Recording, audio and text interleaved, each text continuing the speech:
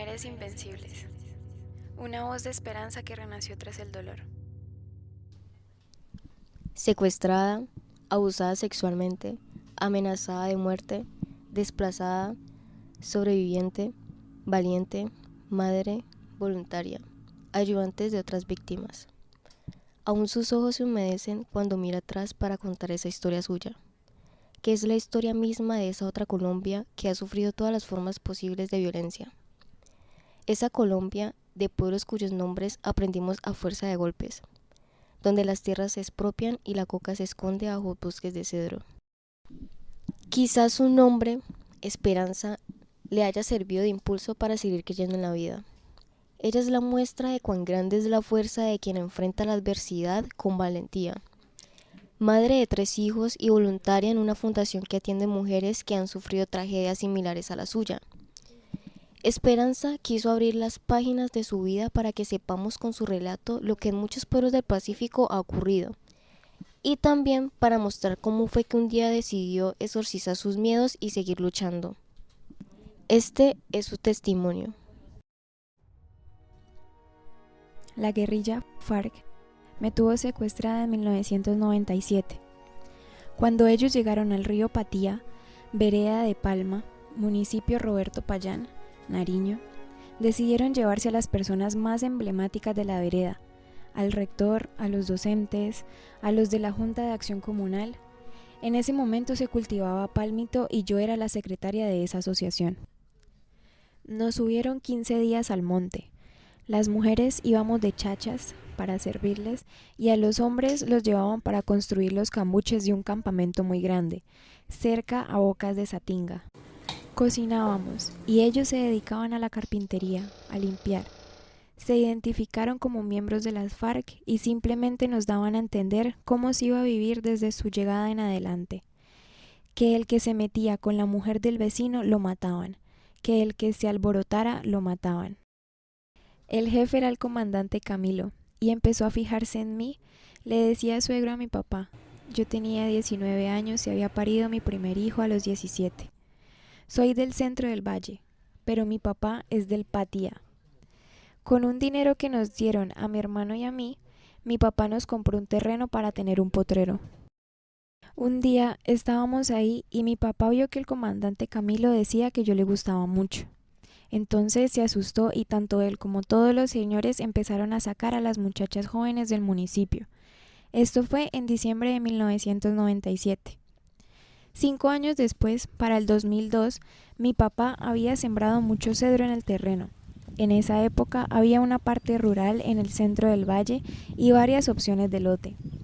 Entonces le dije a mi papá que quería vender mi lote del Patía para invertir en uno nuevo y construir, porque yo no quería volver más por allá. Además, porque ya en el 2000 habían llegado los paramilitares, entraron por la cabecera de Roberto Payán. Como tenía que ir a vender el terreno, me fui a La Palma, en agosto de 2002, con mi tío.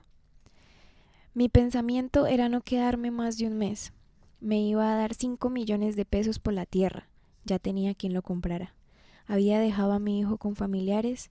Llegué por un barco de Buenaventura a Bocas de Satinga. Pasamos un retén del ejército y luego de andar media hora en canoa encontramos un retén paramilitar. Tocaba pagarles para uno poder ingresar al municipio. Cuando llegué al lugar, todo era muy diferente. Se sentía el temor. Supimos que los combates con las FARC empezaron desde Barbacoa. Hubo masacres, los paras decían que todos eran auxiliares de la guerrilla. Ahí cayó muchas familias nuestras, los mataron, los tiraron al río y no se podían sacar. Había que dejarlos que se fueran por el río y desembocaran al mar. Solo se podía estar hasta las 10 de la noche en la calle. Un día me encontré con la persona que me iba a comprar el terreno. Salió gente armada por todos lados a pie y en motores, lanchas. Y entonces apareció el indio, el comandante paramilitar. Nunca se me va a olvidar su cara. ¿Y esta carajita quién es? Preguntó. Yo le contesté, ¿quién es usted? Y se identificó como un comandante del bosque. Le expliqué que iba a vender el lote porque quería construir una casa en el valle. Él me dijo que eso no se iba a poder, que si quería limpiara, cultivara, cosechara, pero que no lo podía vender, que eso estaba en poder de ellos. Luego vi que en realidad lo que pasaba era que el cedro que estaba cultivando en el lote cubría los cultivos de coca de ellos, por eso no lo podía vender. Y en mi terreno ellos también acampaban, tenían sus cocinas, secuestrados y sus matas de coca. Recuerdo a un muchacho que le decían el Rolo, un joven que me repetía 1 y 1000 veces que yo no iba a poder vender. Me di cuenta de que no había nada que hacer. Eso fue empezando el mes de octubre. Días después quise irme de la zona y en el retén paramilitar nos dijeron a mi tío y a mí que no podíamos salir. Nos tocó devolvernos. Llegó noviembre y aún no podía salir. Pero lejos de imaginar por qué, mi mamita, su abuela, de 102 años, me decía que eso me pasaba por yo ponerme a pelear por ese terreno. La oscuridad. Entre el 17 y 20 de noviembre me mandó a llamar ese tipo, el indio. Me dijo que definitivamente no podía vender el terreno, que yo era muy altanera. Yo le lloraba y le decía que le dejaba su terreno pero que me dejara ir. Él intentó tocarme y yo le escupí la cara, delante de mucha gente y me fui. Para esa misma semana, el 23, yo cumplía años. Había un cuadrangular de fútbol, se armó una fiesta con tamboras. Cuando venía caminando de la escuela, me interceptaron 3 tipos en el camino y me dijeron que el comandante la necesita. Había llovido mucho y el barro estaba amarillo. Yo no voy a ir para allá, grité, pataleé, pero las plantas de energía estaban prendidas. La gente estaba en la fiesta, nadie me oía.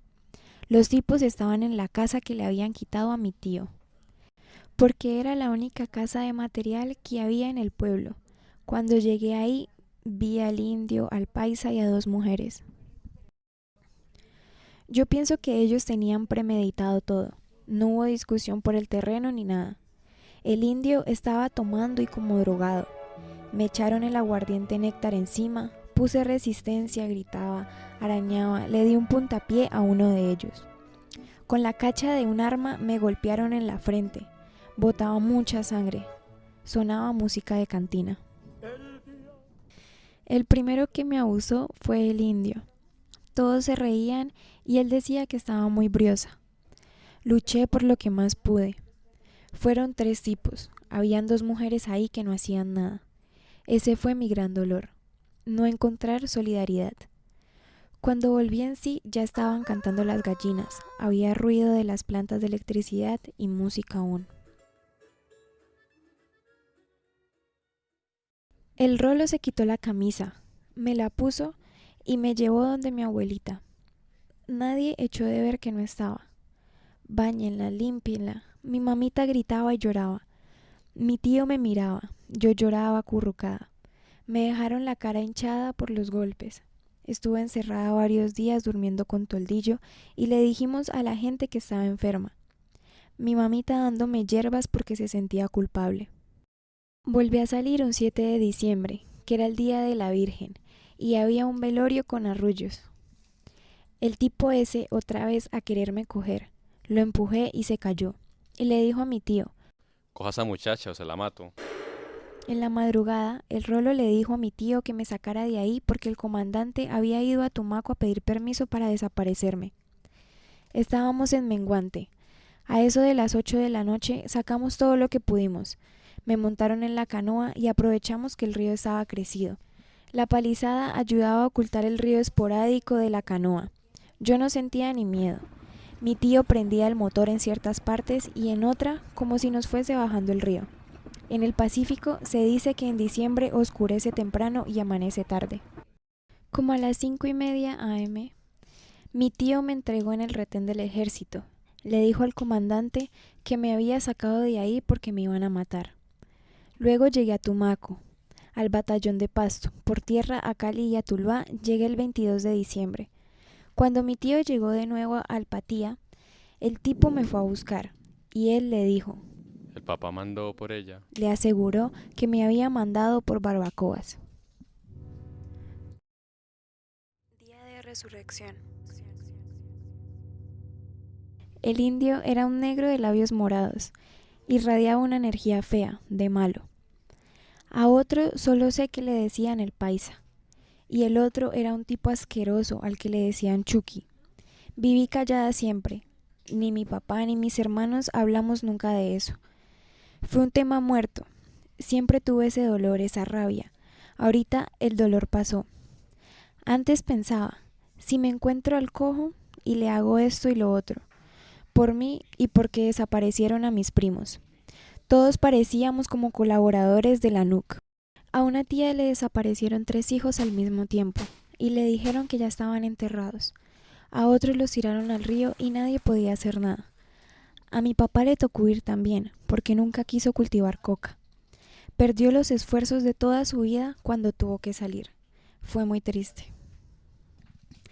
En el 2012, una década después, fue que empecé a recuperarme. Entré a trabajar a un punto de atención de víctimas. Me encontré con una psicóloga, le conté y le dije que había denunciado lo ocurrido a la fiscalía, pero no a la unidad de víctimas. Luego vino otra psicóloga que me dio mucha fortaleza. Ve a una jornada. Habrá otras mujeres que sufrieron lo mismo que tú, decía. Fui y escuché historias una tras otra. Me pusieron un apoyo especial y declaré el último día. Esa fue mi primera liberación. Participé en la estrategia de recuperación de las víctimas. Mucho de lo que le ha pasado a las víctimas es culpa del abandono del Estado, pero que hoy pueda hablar de eso también es gracias al aporte del Estado. Cuando tuve el hecho, cuando pasó eso, uno siente que todo es un experimento. Todos quieren saber detalles, cómo pasó, pero no para ayudarte. Ahora hay un apoyo mayor, más sostenido. Admiro a las mujeres que salen a dar la cara. Yo aún no soy capaz de dar mi rostro, pero sí de contar mi historia y de cómo salí adelante. Nunca supe lo que pasó con esos tipos, aunque alguien me aseguró que el indio lo asesinaron en Tumaco. Ahora tengo 3 hijos, el mayor de 22 años. Al papá de mis hijos solo le conté lo ocurrido hace 4 años. Cuando inicié el taller de recuperación emocional, un día me senté con él y le dije, le voy a contar algo que yo he guardado por muchos años. Vos sos una berraca. ¿Cómo te guardaste eso?, me dijo. A mí se me ha vuelto mi lucha personal ayudar a recuperar a otras víctimas, en especial las que han sido abusadas sexualmente. Lo que hizo la unidad de víctimas conmigo, ahora lo hago con otras mujeres que sufren de violencia con las parejas. Hoy sé que sí se puede salir de eso. Trabajé con una fundación donde hacemos ese apoyo. La presidenta también fue una mujer abusada y estuvimos en la mesa de mujeres víctimas. Todavía se está dando el abuso porque aún hay presidencia de la UC. Lo primero que hacemos es escucharlas y decirles que ahí está uno, que hay que hacer una ruta, decirles que como mujeres no hemos perdido el valor, que antes valoremos más, que tengamos amor propio, que somos unas tesas. Pienso que para que haya paz, también hay que acabar con las BACRIM, las oficinas de cobro y otras formas de violencia. Pero el acuerdo con las FARC fue un avance. No fui santista, pero aposté por ese proceso. Como víctima, creo que tiene que haber una negociación con todos esos grupos, porque de lo contrario, las riquezas de Colombia se las lleva la guerra.